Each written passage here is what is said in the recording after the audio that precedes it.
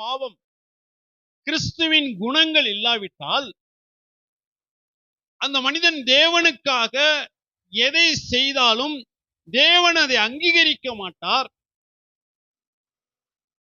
அந்த மனிதனுடைய வாழ்க்கையில தேவனை துக்கப்படுத்தக்கூடியவனாக, தேவனை வேதனைப்படுத்தக்கூடியவனாக, தேவ பிள்ளைகளுக்கு சந்தோஷத்தை அல்ல துக்கத்தை கொடுக்கக்கூடியவனாய் இருப்பான்.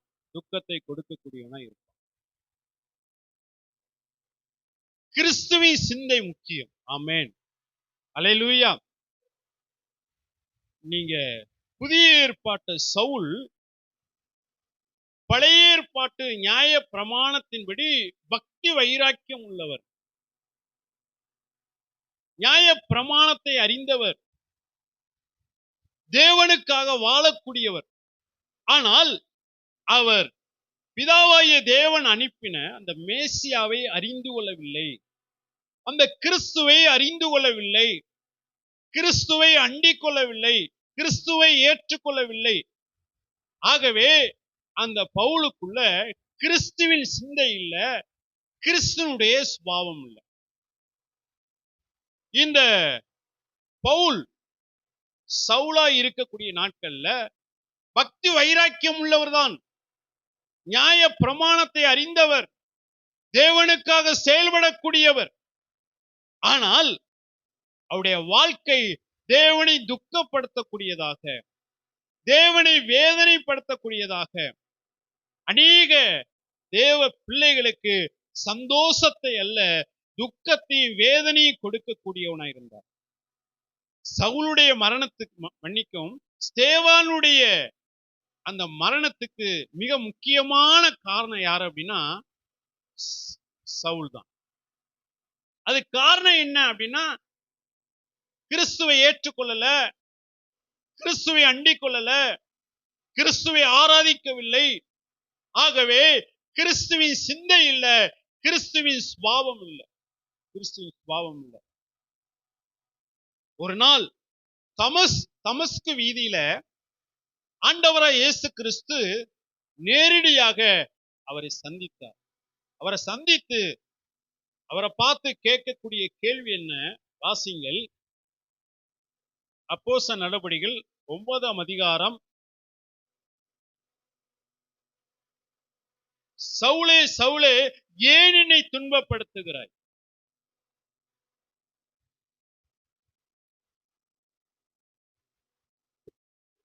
அவன் தரையிலே விழுந்தான். அப்பொழுது சவுலே சவுலே நீ என்னை ஏன் துன்பப்படுத்துகிறாய் என்று தன்னுடனே சொல்லுகிற ஒரு சத்தத்தை கேட்டான். அதற்கு அவன், ஆண்டவரே நீர் யார் என்றான். அதற்கு கர்த்தர், நீ துன்பப்படுத்துகிற இயேசு நானே. ஒரு நாள் இந்த சவுலை சந்திக்கும்படி பரலோகம் இறங்கி வந்தது. பரலோகத்தின் தேவன் இறங்கி வந்தார், ஆண்டவராய் இயேசு கிறிஸ்து இறங்கி வந்தார்.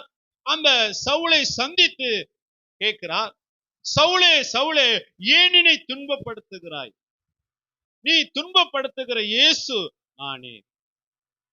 ஆண்டவரே நான் எங்கே உங்களை துன்பப்படுத்தினேன்? இல்ல, என்னுடைய மக்களை துன்பப்படுத்தினாய், என் சபையை துன்பப்படுத்தினாய். ஆகவே அவர்களை துன்பப்படுத்துகிற போது நீ என்னை துன்பப்படுத்துகிறாய், என்னை துன்பப்படுத்துகிறாய். இந்த சவுல் என்ன நினைச்சார் அப்படின்னா, பழைய ஏற்பாட்டு நியாய பிரமாணத்தின்படி நாம் சரியாக ஓடிக்கொண்டிருக்கிறோம், தேவனுக்காக பக்தி வைராக்கியம் காண்பித்துக் கொண்டிருக்கிறோம், தேவனுக்காக செயல்பட்டு கொண்டிருக்கிறோம், பரலோகம் நம்மை அங்கீகரிக்கும், தேவன் நம்மை அங்கீகரிப்பார், தேவன் நம்மை பாராட்டுவார் என்று சொல்லி நினைத்தார். ஆனால் மாறாக பரலோகம் துக்கப்பட்டது, தேவன் துக்கப்பட்டார், தேவன் வேதனைப்பட்டார், வேதனைப்பட்டார்.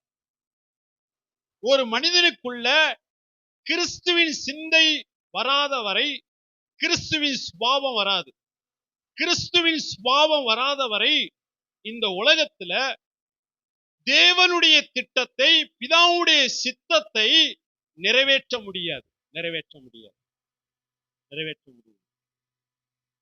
நான் எதை செய்தாலும் தேவன் அங்கீகரிக்க வேண்டும், என் ஆராதனையை தேவன் அங்கீகரிக்கணும், என் ஜெபத்தை தேவன் கேட்கணும், நான் கையிட்டு செய்யக்கூடிய வேலைகளை கர்த்தர் ஆசீர்வதிக்கணும், நான் செய்யக்கூடிய ஊழியங்களிலே பரிசுத்த ஆவியானவர் கிரியை செய்யணும்னா கிறிஸ்துவின் சிந்தை இல்லாவிட்டால் பரிசுத்த ஆவியானவர் கிரியை செய்ய மாட்டார். பரிசுத்த ஆவியானவர் கொடுக்கப்பட்ட பிரதான நோக்கம் என்ன? ஒரு மனிதனுக்குள் கிறிஸ்துவின் சிந்தையை உண்டாக்க வேண்டும். கிறிஸ்துவின் சுபாவத்தை அந்த மனிதன் வெளிப்படுத்த வேண்டும். ஆவியானவர் வந்த நோக்கமே என்னன்னா, பழைய ஏற்பாட்டுல ஆவியானவர் எல்லா மனிதர்களுக்குள்ளும் இல்ல, சில செலக்டட் பீப்புள், ஆசாரியர்கள், தீர்க்கதரிசிகள், ராஜாக்கள், இந்த 3 கூட்டத்தின் மீதுதான் தேவனுடைய அந்த அபிஷேகமும் பரிசுத்த ஆவியானவரும் இருந்து கிரியை செய்தார். ஆனால் புதிய ஏற்பாட்டில் அப்படி அல்ல. ஆண்டவராய் இயேசு கிறிஸ்துவை தன்னுடைய சொந்த இரட்சகராக, ஆண்டவராக, தெய்வமாக ஏற்றுக்கொண்ட ஒவ்வொரு பிள்ளைகளுக்குள்ளேயும் ஆவியானவர் வந்து அவர் தங்கி இருக்கிறார். நீங்களும் நானும் தேவனுடைய பரிசுத்த ஆலயம். ஆமென், அல்லேலூயா. ஆவியானவர் எனக்குள்ள தங்கி இருக்கிறார். பரிசுத்த ஆவியானவர் எனக்குள் தங்கி இருக்கிறார்.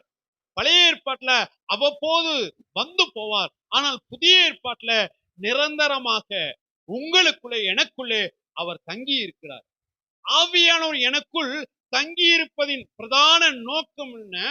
எனக்குள் கிறிஸ்துவின் சிந்தையை உண்டாக்கி கிறிஸ்துவின் சுபாவத்தை நான் வெளிப்படுத்த வேண்டும். ஆமென், அல்லேலூயா. கிறிஸ்துவின் சிந்தை எனக்குள்ள உண்டாகணும். ஆவியானவர் வந்து ஒரு மனுஷனை நடத்த ஆரம்பித்தால் நீங்கள் அடையாளம் அறிந்து கொள்ளலாம். அந்த மனிதனுக்குள்ளாக கிறிஸ்துவின் சிந்தை உண்டாயிருக்கும். அந்த மனிதன் மூலமாக கிறிஸ்துவின் குணங்கள் வெளிப்படும். இந்த பிரதரை வந்து ஆவியானவர் தான் நடத்தி கொண்டிருக்கிறார். இந்த சபையை ஆவியானவர் நடத்தி கொண்டிருக்கிறார். இந்த ஊழியக்காரை ஆவியானவர் நடத்தி கொண்டிருக்கிறார்.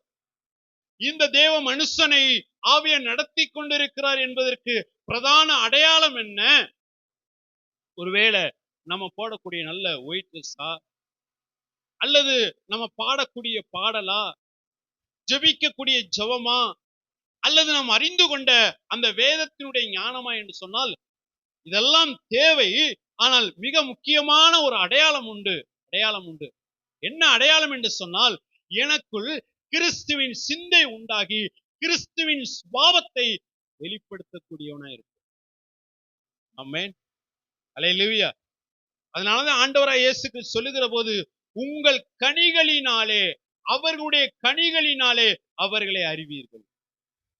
அற்புதத்தின் மூலம் அல்ல, அடையாளத்தின் மூலம் அல்ல, வேத அறிவின் மூலமாய் அல்ல, பாடி துதிக்கக்கூடிய துதியின் மூலமாய் அல்ல, ஜெபத்தின் மூலமாய் அல்ல. எனக்குள் ஆவியானவர் என்னை நடத்தினால், என்னை ஆட்கொண்டு நடத்தினால் எனக்குள்ள கிறிஸ்துவின் சிந்தை உண்டாயிருக்கும். என் மூலமாக கிறிஸ்துவின் சுபாவம் வெளிப்படும். என் மூலமாக ஆவியின் கனிகள் வெளிப்படும். இந்த கிறிஸ்துவின் சுபாவம், ஆவியின் கனிகள் வெளிப்படுகிற போது கிறிஸ்து மகிமைப்படுவார், பிதாவாகிய தேவன் மகிமைப்படுவார். ஆமென், அல்லேலூயா. ஆவியானுடைய வேலையே என்னன்னா, எனக்குள்ள கிறிஸ்துவின் சிந்தையை உண்டாக்கி நான் கிறிஸ்துவின் சுபாவத்தை வெளிப்படுத்த வேண்டும். ஒரு தேவ மனுஷன், ஒரு தேவனுடைய பிள்ளை எங்கெல்லாம் கிறிஸ்துவின் சுபாவத்தை வெளிப்படுத்துகிறார்களோ அங்கெல்லாம் ஆவியானவர் கிரியை செய்வார். ஆவியானவர் கிரியை செய்தால் அற்புதம், அடையாளம் நடக்கும், தேவனுடைய கிரிகள் நடக்கும், தேவனுடைய வல்லமை வெளிப்படும். கிறிஸ்து அங்கே மகிமைப்படுவார். கிறிஸ்து எங்கெல்லாம் மகிமைப்படுகிறாரோ அங்கெல்லாம் பிதாவாகிய தேவன் மகிமைப்படுவார். ஆமென், அல்லேலூயா.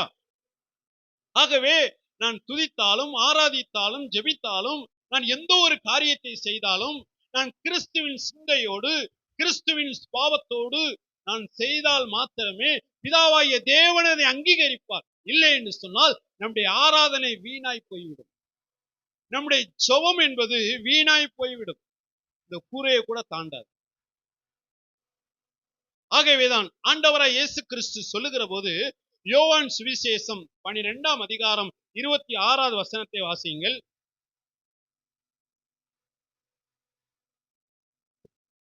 ஒருவன் எனக்கு ஊழியம் செய்வானானால் என்னை பின்பற்றக் கடவன். நான் எங்கே இருக்கிறேனோ அங்கே என் ஊழியக்காரனும் இருப்பான். ஒருவன் எனக்கு ஊழியம் செய்தால் அவனை பிதாவானவர் கனம் பண்ணுவார். எனக்கு ஒருவன் ஊழியம் செய்தால் பிதாவாகிய தேவன் கனம் பண்ணுவார். கிறிஸ்துவுக்கு ஊழியம் செய்ய வேண்டும் என்று சொன்னால் கிறிஸ்துவின் சிந்தை இருந்து கிறிஸ்துவுக்கு ஊழியம் செய்யணும். ஆமென். அல்லேலூயா. நான் கிறிஸ்துவுக்கு ஊழியம் செய்யணும், நான் கிறிஸ்துவுக்காக ஊழியம் செய்யணும் அப்படின்னா கிறிஸ்துவுக்கு ஊழியம் செய்யக்கூடிய ஒவ்வொரு பிள்ளைகளுக்குள்ளும் கிறிஸ்துவின் சிந்தை பிரதானம். கிறிஸ்துவனுடைய சிந்தை தேவை. கிறிஸ்துவனுடைய சிந்தை தேவை. கிறிஸ்துவின் சுபாவம் இல்லாமல் கிறிஸ்துவுக்கு ஊழியம் செய்ய முடியாது. ஊழியம் செய்ய முடியாது. எனக்கு ஒரு ஊழியம் செய்தால், நம்ம ஊழியம்னா வெளியில போய் நம்ம டாக்ஸ் கொடுக்கணும், இன்னும் ஆண்டவருடைய நாமத்தை பத்தி சொல்லணும், இதெல்லாம் ஊழியம் தான். ஆனால் ஊழியத்துல ரெண்டு வகையான ஊழியம் இருக்கு. ஒரு ஊழியம் என்னன்னா தேவனுக்கு ஊழியம் செய்வது, இன்னொன்று தேவனுக்காக ஊழியம் செய்வது. முதல் ஊழியம் என்ன? நான் தேவனுக்காக என்ன செய்யணும்? ஊழியம் செய்யணும். இப்ப தேவனுக்காக செய்யக்கூடிய ஊழியம் என்ன? தேவ சமூகத்தில இருந்து கர்த்தரை ஆராதிக்கணும், கர்த்தருடைய நாமத்தை உயர்த்தணும், கர்த்தருடைய நாமத்தை சொல்லி துதிக்கணும், இது கர்த்தருடைய சமூகத்துல ஜெபிக்கணும். இது தேவனுக்காக செய்யக்கூடிய ஊழியம். இது தேவனுக்கு செய்யக்கூடிய ஊழியம். தேவனுக்காக செய்யக்கூடிய ஊழியம் என்ன? என்னுடைய இடத்தை விட்டு, என்னுடைய ஸ்தானத்தை விட்டு நான் வெளியே புறப்பட்டு போய் மக்களை சந்தித்து அவர்களுக்கு கர்த்தருடைய வார்த்தையை சொல்லி, கர்த்தருடைய நாமத்தை சொல்லி அவர்களுக்காய் பிரயாசப்படுவது, அவர்களுக்காய் ஜெபிப்பது, அவர்களுக்கு விடுதலை வாங்கி கொடுப்பது, இது எல்லாமே தேவனுக்காக செய்யக்கூடிய ஊழியம்.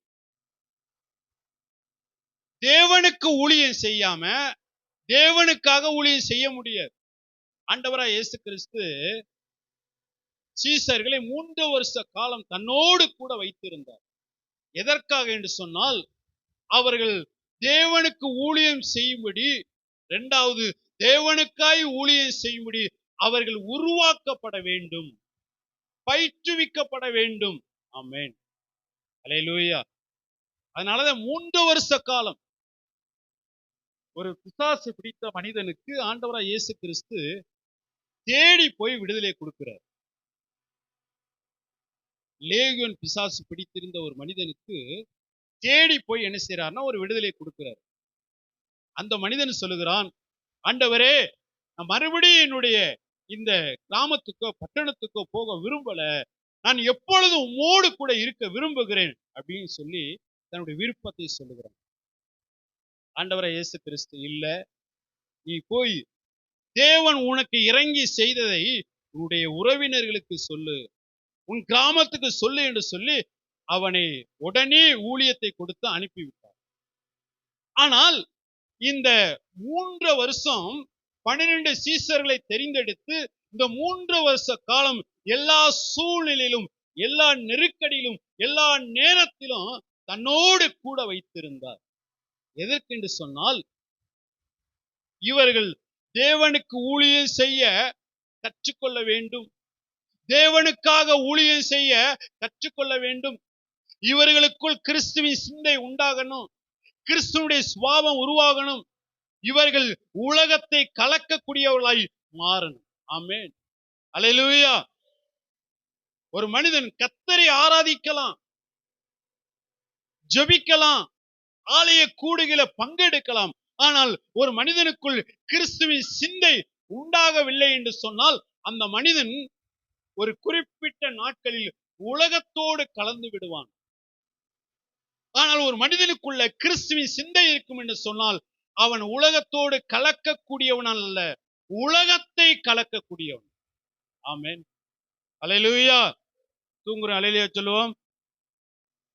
பரவாயில்ல, விழிப்பாத்தான் இருக்கு. சில கண்கள் அப்படி உள்ள போயிட்டு வர மாதிரி இருந்தா கூட விழித்து கொண்டிருக்கு. அல்லேலூயா. கர்த்தருக்கு ஸ்தோத்திரம். ஆண்டவராய் இயேசு கிறிஸ்து எனக்கு ஒரு ஊழியம் செய்தால் பிதாவாகிய தேவன் கனம் பண்ணுவார். அப்ப தேவன் நம்மளை கனம் பண்ணணும், நம்ம செய்யக்கூடிய ஆராதனை இருக்கணும், தேவன் அங்கீகரிக்கணும். ஜெபமா இருந்தாலும் தேவன் அங்கீகரிக்கணும். எந்த ஒரு காரியத்தை செய்தாலும் தேவன் என்ன செய்யணும்? அங்கீகரிக்கணும். தேவன் அங்கீகரிக்காத எதுவுமே நமக்கு ஆசீர்வாதமா இராது. நான் ஒரு சின்ன காரியத்தை செய்தாலும் தேவன் கிரியை செய்யணும். ஒரு சின்ன ஜெபம் பண்ணாலும் ஆண்டவர் கிரியை செய்யணும். கொஞ்ச நேரம் ஆராதித்தாலும் ஆண்டவர் கிரியை செய்யணும்.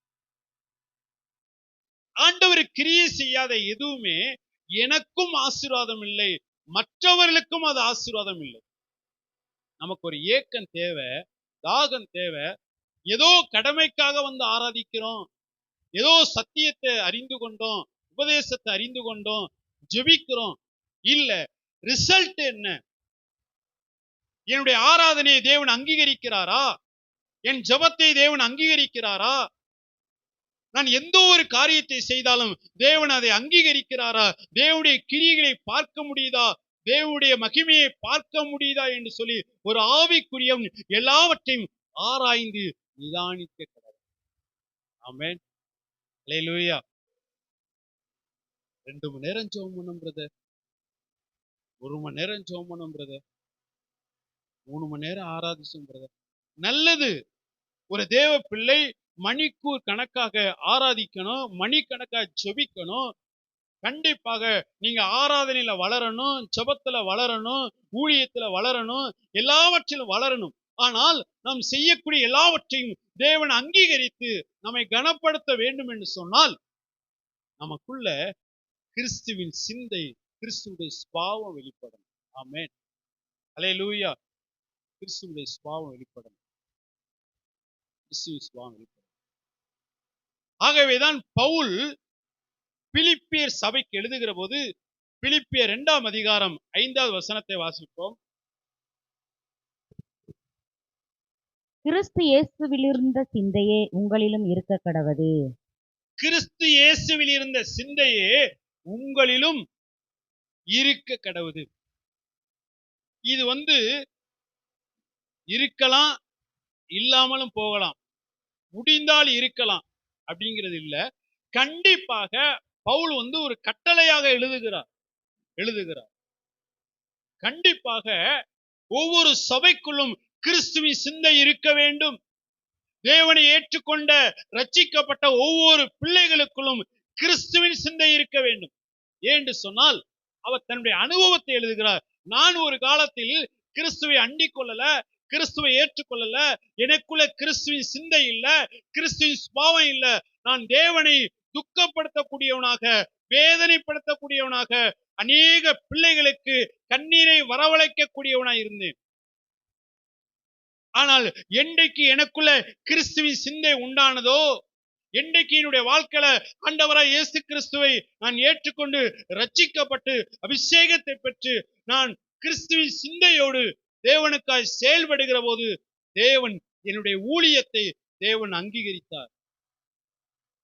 என் பிரயாசங்களை தேவன் அங்கீகரித்தார். என் மூலமாக தேவனுடைய நாம மகிமைப்படுகிறது. அநேக சபைகளை ஸ்தாபிக்க, அநேக தேவ பிள்ளைகளை கிறிஸ்துவுக்குள் கட்டி எழுப்ப, அநேகரை தேவனுக்குள் கொண்டு வர, தேவனுடைய ராஜ்யத்துக்குள் கொண்டு வர ஆண்டவர் உதவி செய்தார். இதுக்கு காரணம் என்னன்னா கிறிஸ்துவின் சிந்தை. ஒரு மனிதனுக்குள்ள கிறிஸ்துவின் சிந்தை இருக்கும் என்று சொன்னால் ஆவியானவர் பலமாய் கிரியை செய்வார். கிறிஸ்துவின் சிந்தை இருக்கும் என்று சொன்னால் ஆவியானவர் கிரியை செய்வதை யாரும் தடுக்க முடியாது, தடுத்து நிறுத்த முடியாது. ஆமென். அல்லேலூயா. யாரும் தடுக்க முடியாது, தடுத்து நிறுத்த முடியாது. நீங்க பாருங்க, வேதத்துல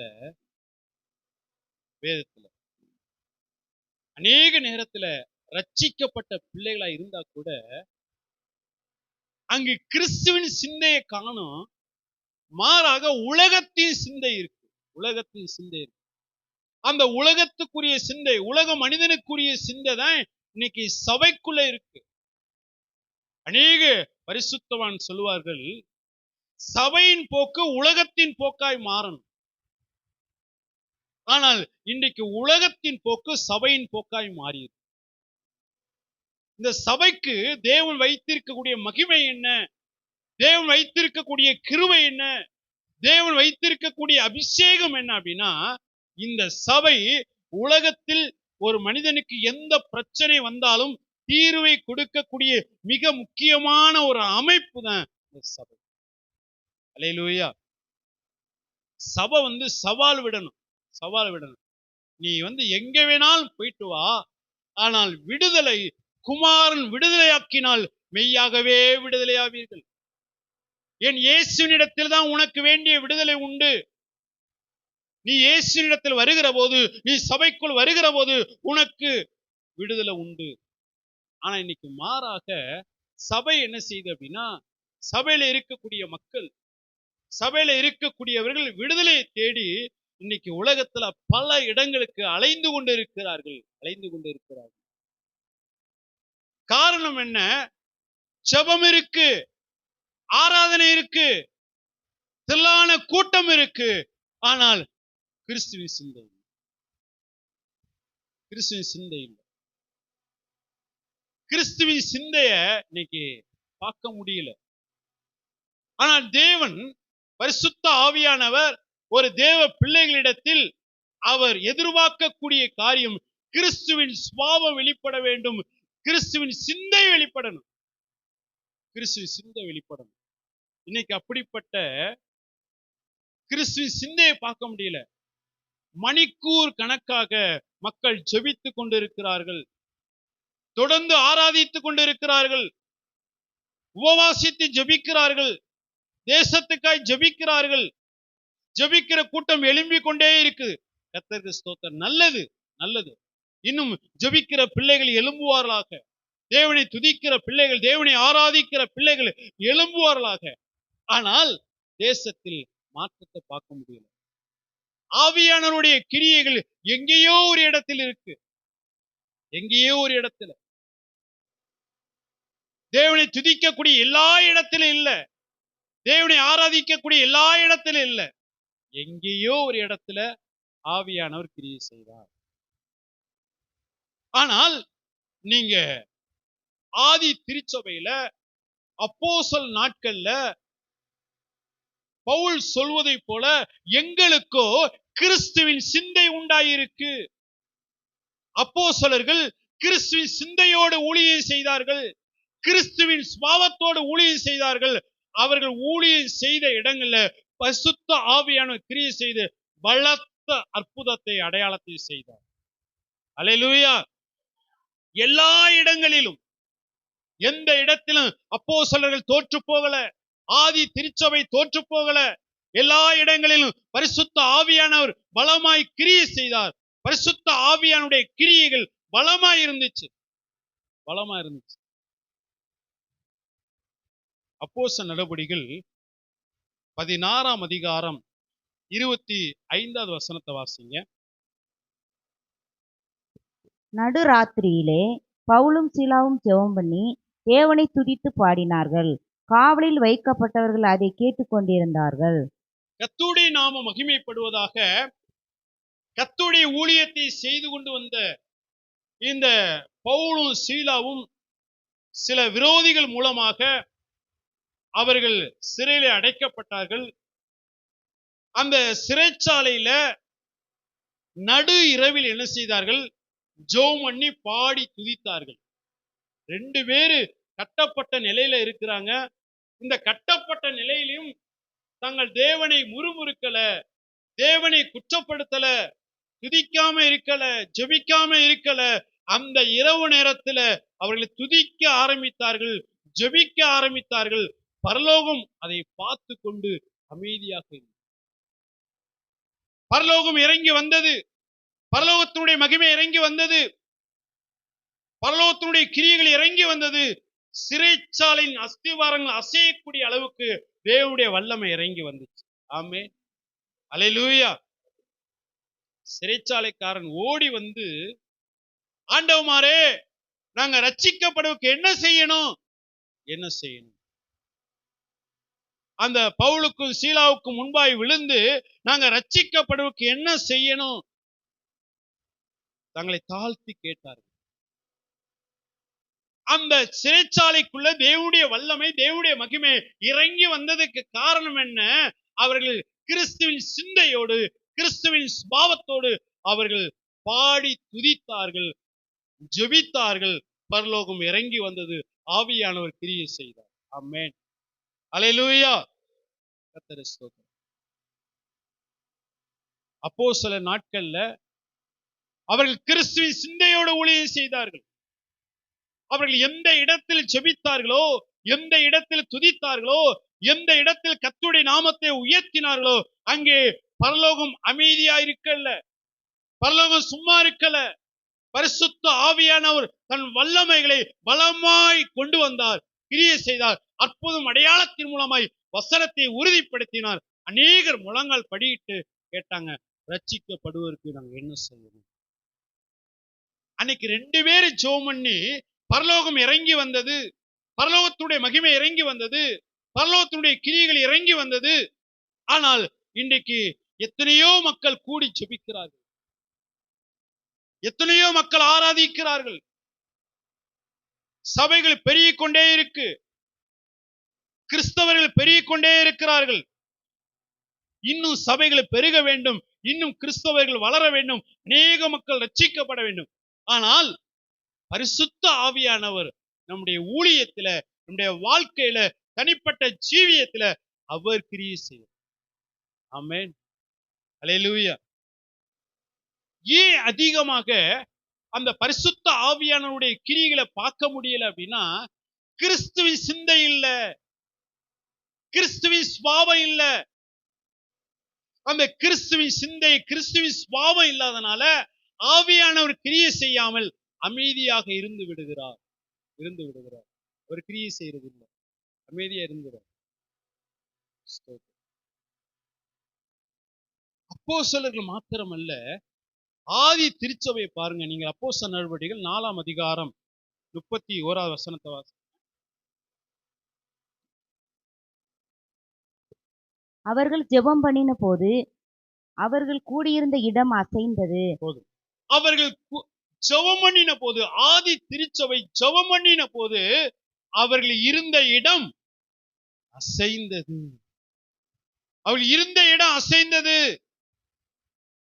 பாருங்க, அந்த ஆதி திருச்சபை மக்கள் கிறிஸ்துவின் சிந்தையோடு ஜெபித்தார்கள், ஒரு மனதோடு ஜெபித்தார்கள், ஏக சிந்தையோடு ஜெபித்தார்கள். கிறிஸ்துவின் சிந்தையோடு, கிறிஸ்துவின் சுபாவத்தோடு அவர்கள் ஜெபித்தார்கள்.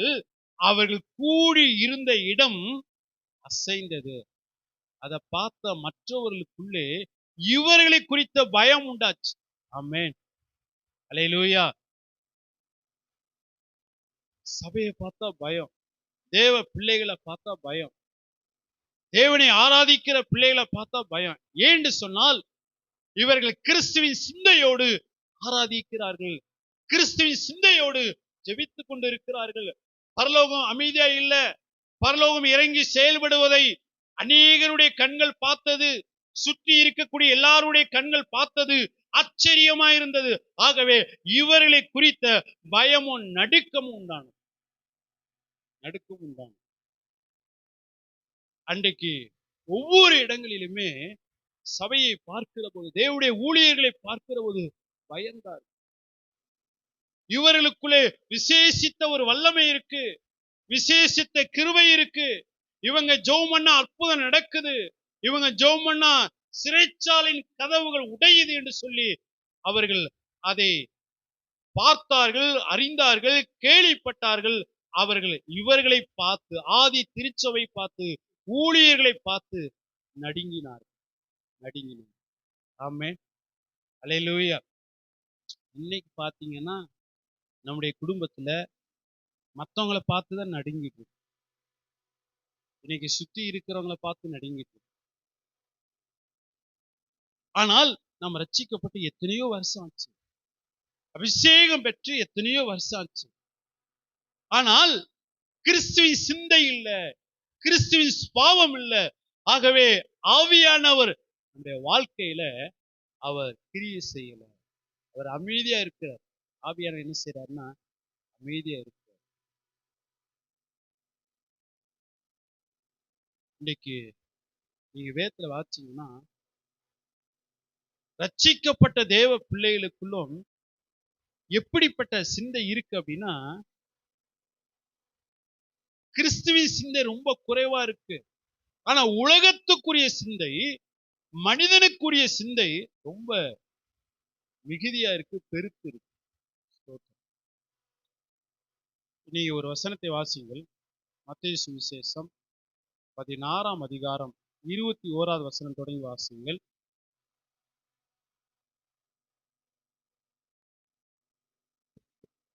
அது முதல் இயேசு தாம் எருசலேமுக்கு போய் மூப்பராலும் பிரதான ஆசாரியராலும் வேதபாரகராலும் பல பாடுகள் பட்டு கொலையுண்டு 3ஆம் நாளில் எழுந்திருக்க வேண்டும் என்பதை தம்முடைய சீசர்களுக்கு சொல்லத் தொடங்கினார். அப்பொழுது பேதுரு அவரை தனியே அழைத்து கொண்டு போய், ஆண்டவரே, இது உமக்கு நேரிடக்கூடாதே, இது உமக்கு சம்பவிப்பதில்லை என்று அவரை கடிந்து கொள்ளத் தொடங்கினான்.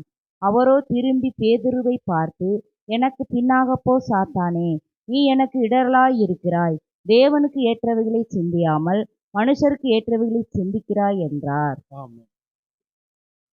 ஆண்டவராய் இயேசு கிறிஸ்து தன்னுடைய ஊழியத்தினுடைய ஆரம்ப நாட்களில் தான் தெரிந்தெடுத்த அந்த 12 சீசர்களுக்கு ட்ரைனிங் கொடுக்கிறார். அப்படி ட்ரைனிங் கொடுக்கக்கூடிய அந்த நாட்கள்ல இயேசு கிறிஸ்து தன்னோடு இருக்கக்கூடிய சீசர்களை பார்த்து கேட்கிறார், ஏப்பா எல்லா இடங்களுக்கும் போறீங்களே, மனுஷ குமாரனாய் என்னை ஜனங்கள் யார் என்று சொல்லுகிறார்கள்? யோவான் சானகன் என்று சொல்லுகிறார்கள், எலியா என்று சொல்லுகிறார்கள், தீர்க்கதரிசியில் ஒருவர் என்று சொல்லுகிறார்கள். இப்படி அநேக காரியத்தை சொன்னார். சரி போகட்டும், நீங்க என்ன சொல்றீங்க? அதுல பேதுரு சொல்றாரு, ஆண்டவரே, நீ ஜீவனுள்ள தேவனுடைய குமாரனாய் கிறிஸ்து. உடனே இயேசுக்கு ரொம்ப சந்தோஷம். இயேசு பேதுரை பார்த்து பாராட்டுகிறார். உன்னுடைய மாம்ச ரத்தம் இதை வெளிப்படுத்தல, பரலோகத்தில் இருக்கிற பிதாவாகிய தேவன் உனக்கு வெளிப்பாடு கொடுத்திருக்கிறார். பரலோக ராஜ்யத்தின் திறவுகளை உனக்கு தருவேன் என்று சொல்லி உற்சாகப்படுத்தினார், பாராட்டினார். கொஞ்ச நேரத்துல இப்ப இயேசு கிறிஸ்து தான் வந்த நோக்கத்தை முதலாக தன்னுடைய சீசர்களுக்கு சொல்ல தொடங்குகிறார். நான் எதுக்கு அந்த பூமிக்கு வந்திருக்கிறேன் அப்படின்னா, நான் என்ன செய்ய போறேன், பாடுபட்டு கடைசியில சிலுவையில மரித்து நான் அடக்கம் பண்ணப்பட்டு 3ஆம் நாளில் உயிர் தெழுவேன் அப்படின்னு தன் வந்த நோக்கத்தை தன்னுடைய சீசர்களுக்கு சொல்ல ஆரம்பிக்கிறார். உடனே இந்த பேதுரு சொல்றாரு, தனியை கூட்டிட்டு போய், ஆண்டவரே, இது உமக்கு நேரிடக்கூடாது, இது உமக்கு நேரிடாது. உடனே ஆண்டவர் பார்த்து, பரவாயில்ல, என் மேல இவ்வளவு பாசம் வச்சிருக்க, இவ்வளவு அன்பு வச்சிருக்க, வேற யாரும் இந்த அளவுக்கு என்னை நேசிக்கல, ஆனா பேதுருவே நீ ரொம்ப நேசிக்கிற அப்படின்னு சொல்லி பாராட்டல. அவர் சொன்னாரு, அந்த வசனத்தை மாத்திரம் வாசிங்க, 23. அவரோ திரும்பி பேதுருவை பார்த்து, எனக்கு பின்னாகப் போ சாத்தானே, நீ எனக்கு இடரலாயிருக்கிறாய். தேவனுக்கு ஏற்றவைகளை சிந்தியாமல் மனுஷருக்கு ஏற்றவைகளை சிந்திக்கிறாய் என்றார். தேவனுக்கு ஏற்றவளை சிந்திக்காமல் மனுஷனுக்கு ஏற்றவைகளை சிந்திக்கிறாய். இந்த சீசர்களை தெரிந்தெடுத்தது எதுக்காக என்று சொன்னால், இந்த சீசர்களுக்குள்ளாக கிறிஸ்துவின் சிந்தை உருவாக வேண்டும், கிறிஸ்துவின் சுபாவம் உருவாக வேண்டும். இவர்கள் கிறிஸ்துவின் சிந்தையோடு கிறிஸ்துவின் சுபாவத்தோடு இவர்கள் ஊழியம் செய்யணும், உலகத்தை கலக்கக்கூடியவர்களாய் மாறணும். ஆனால் இது ஆரம்ப நாட்கள், இந்த சீசர்களுக்கு ஆரம்ப நாட்கள், இது ஊழியத்தினுடைய ஆரம்ப நாட்கள். இயேசுவோடு கூட இருக்கக்கூடிய அந்த ஆரம்பத்தின் நாட்கள்ல அவர்களுக்கு இன்னும் அந்த கிறிஸ்துவின் சிந்தை உண்டாகல, இன்னும் கிறிஸ்துவின் சுபாவம் உண்டாகல. இப்ப அவர்களுக்குள் என்ன சுபாவம் இருக்கு, என்ன சிந்தை இருக்குன்னா, உலகத்துக்கு ஏற்ற சிந்தை, மனிதர்களுக்கு ஏற்ற சிந்தை. அதனாலதான் இயேசு கிறிஸ்து கடிந்து கொள்கிறார், உனக்குள்ள இருக்கிறது கிறிஸ்துவின் சிந்தை இல்ல, தேவனுடைய சிந்தை இல்ல, பரலோகத்துக்குரிய சிந்தை இல்ல, நீ உலகத்துக்குரிய சிந்தை, மனிதனுக்குரிய சிந்தை. கவனிங்கள், எனக்கு அருமையான தேவனுடைய பிள்ளைகளே, இவ்வுலகத்துக்குரிய சிந்தையோடு நாம் எந்த காரியத்தை செய்தாலும் தேவன் அதை அங்கீகரிக்க மாட்டார். நம்ம ஆராதிச்சாலும் சரி, ஜெபம் பண்ணினாலும் சரி, நம்ம எந்த ஒரு காரியத்தை செய்தாலும் ஆவியானவர் கிரியை செய்யணும்னா இவ்வுலகத்துக்குரிய சிந்தையோடு நீங்கள் ஆராதிக்கிற போது, ஜெபிக்கிற போது, நீங்கள் கூடி வருகிற போது, அல்லது எந்த ஒரு காரியத்தை செய்தாலும் ஆவியானவர் அங்கே கிரியை செய்ய மாட்டார். இவ்வுலகத்துக்குரிய சிந்தை என்பது அது தேவனை துக்கப்படுத்தக்கூடிய சிந்தை, தேவனை வேதனைப்படுத்தக்கூடிய சிந்தை. அது பரலோகத்துக்குரிய சிந்தை அல்ல, பரலோகத்துக்குரிய சிந்தை அல்ல. அது தேவனுடைய திட்டத்துக்கு, தேவனுடைய நோக்கத்துக்கு அது முரண்பாடானது. அப்ப தேவனுடைய திட்டம் நிறைவேறணும். ரட்சிக்கப்பட்ட எனக்குள்ளே தேவனுடைய திட்டம், பரலோகத்தின் திட்டம் நிறைவேறணும். என்னுடைய ஆராதனை தேவன் அங்கீகரிக்கணும், தேவன் மகிமைப்படணும், என் ஜெபத்தை கேட்கணும், தேவன் கிரியை செய்யணும். நான் எந்த ஒரு காரியத்தை செய்தாலும் ஆவியானவர் கிரியை செய்யணும், ஆவியானவர் அங்கீகரிக்கணும், என்னை ஆசீர்வதிக்க வேண்டும் என்று சொன்னால் உங்களுக்கு எனக்கும் கிறிஸ்துவின் சிந்தை தேவை. ஆமென், அல்லேலூயா. கிறிஸ்துவின் சிந்தை தேவை. இன்னைக்கு கிறிஸ்துவின் சிந்தையை குறித்து ஒரு அறிமுகம் தான். வரக்கூடிய நாட்கள்ல எதெல்லாம் கிறிஸ்துவின் சிந்தைங்கிற அந்த ஒவ்வொரு காரியத்தை தியானிக்க பரிசுத்த ஆவியானவர் நமக்கு உதவி செய்வாராக. இன்னைக்கு நமக்குள்ள ஒரு ஏக்கம் வேணும், ஒரு தாகம் வேணும். எனக்குள்ள கிறிஸ்துவின் சிந்தை உண்டாக வேண்டும். எங்களுக்குள்ளாக கிறிஸ்துவின் சிந்தை, கிறிஸ்துவின் சுபாவம் உண்டாகணும். ஆமென், அல்லேலூயா. அந்த தாகத்தோடு அப்படியே முழங்கால் படியிடுவோம்.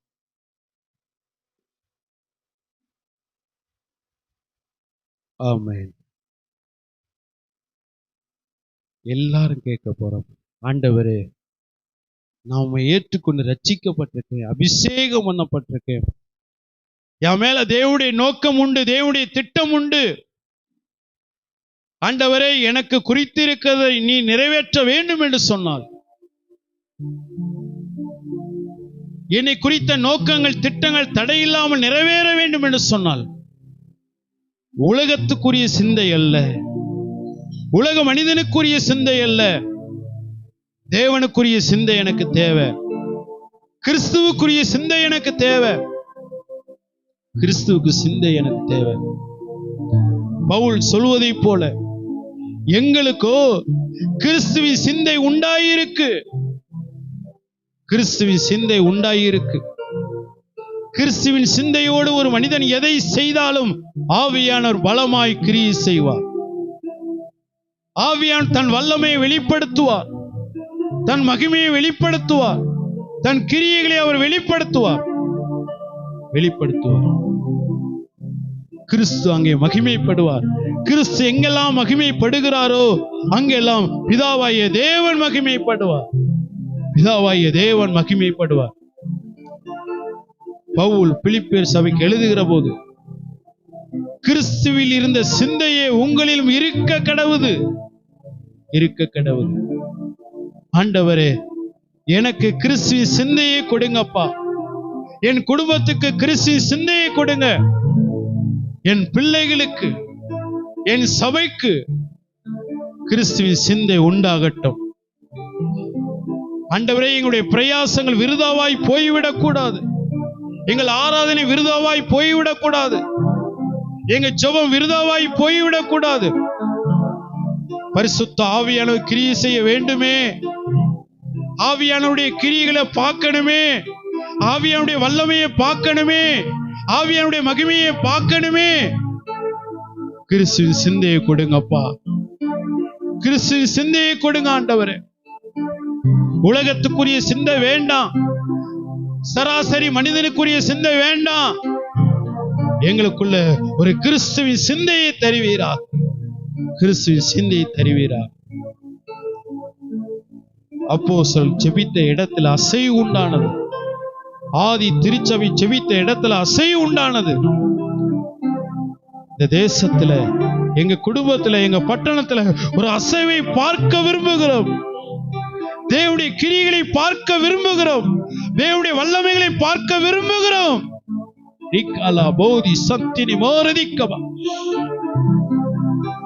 ஆண்டவரே கிறிஸ்துவின் சிந்தை உள்ளவனாய் என்னை மாற்றும். கிறிஸ்துவின் சிந்தை உள்ளவளாய் என்னை மாற்றும். எங்க சபையை அப்படிப்பட்ட ஒரு சபையாய் மாற்றுவீராக, மாற்றுவீராக, மாற்றுவீராக. யாராவது ஒருவர் அர்ப்பணித்து சொல்லுங்க.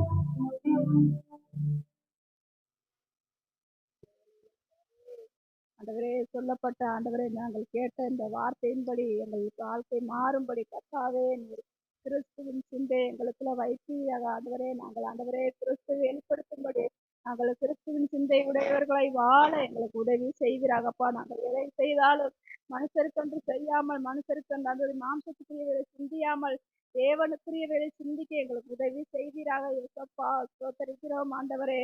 ஆதி அப்போஸ்தலர் நாட்கள்ல ஆண்டவரே நடந்த ஆண்டவரே ஸ்தோத்திரம், எல்லாருக்கும் பயம் உண்டானது போல எங்கள் திருச்சபையில் இருக்கிற ஒவ்வொரு பிள்ளைகளும் கிறிஸ்துவின் சிந்தையை தரித்து கொள்கிறவர்களாய் ஆண்டவரே நாங்கள் மாற உதவி செய்யுங்க. எங்களை பார்த்து அநேகர் அப்பா ஆண்டவரே கிறிஸ்துவை ஆண்டவரை காண உதவி செய்வீராகப்பா. ஸ்தோத்திரம் ஆண்டவரே, ஸ்தோத்திரம். மாம்ச சிந்தை மரணம், கிறிஸ்துவின் ஜீவனும் சமாதானம் என்று பார்க்கிறோமே ஏசப்பா. நாங்கள் கிறிஸ்துவின் சிந்தையை உடையவர்களா எங்களை மாற்றுவீராக ஏசப்பா. தேவனுடைய நாமம் மகிமைப்படும்படி கர்த்தாவே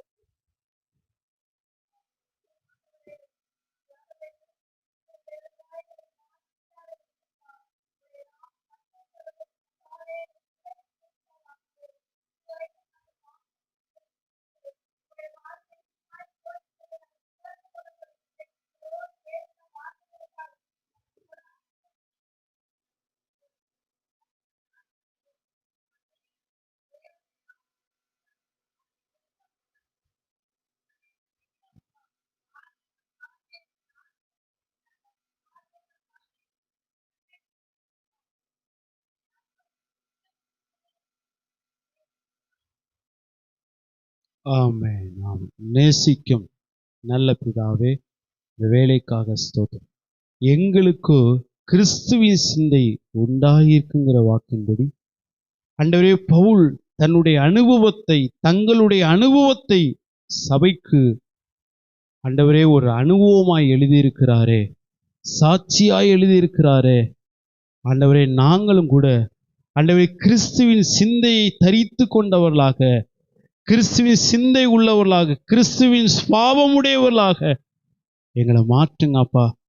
நாங்கள் எதை செய்தாலும் ஆவியானவர் கிரியை செய்ய வேண்டும் என்று சொன்னால் கிறிஸ்துவின் சிந்தை முக்கியம் என்று சொல்லி எங்களோடு பேசின நல்ல வார்த்தைக்காக உமக்கு நன்றி செலுத்துகிறோம்ப்பா. இந்த வார்த்தையை கேட்ட ஒவ்வொரு பிள்ளைகளுக்கும் கிறிஸ்துவின் சிந்தையை கொடுத்து அவர்களை ஆசீர்வதிப்பீராக. வந்த ஒவ்வொரு பிள்ளைகளும் மேலும் உடைய கிருபை தங்கி இருக்கட்டும், உடைய நன்மை தங்கி இருக்கட்டும், உடைய ஆசீர்வாதம் தங்கி இருக்கட்டும். அநேகம் ஆயிரங்களுக்கு ஆசீர்வாதமாய் மாற்றுவீராக. கர்த்தர் அப்படியே செய்கிற தயவுக்காக ஸ்தோத்திரம். எங்களோடு ஆன்லைனில் இணைந்திருக்கிற ஒவ்வொரு தேவ பிள்ளைகளுக்காக, பரிசுத்தவான்களுக்காக ஸ்தோத்திரம். அவர்களுக்காக நாங்கள் ஜெபிக்கிறோம்ப்பா. ஆண்டவரே, கிறிஸ்துவின் சிந்தை உண்டாகி இந்த உலகத்தை கலக்கக்கூடிய பிள்ளைகளாக, இந்த உலகத்துக்கு ஆண்டவரே ஆசீர்வதிக்கப்பட்ட ஒரு பிள்ளைகளாக மாற்றுவீராக. கர்த்தர் அப்படியே செய்கிறதுக்காக ஸ்தோத்திரம்.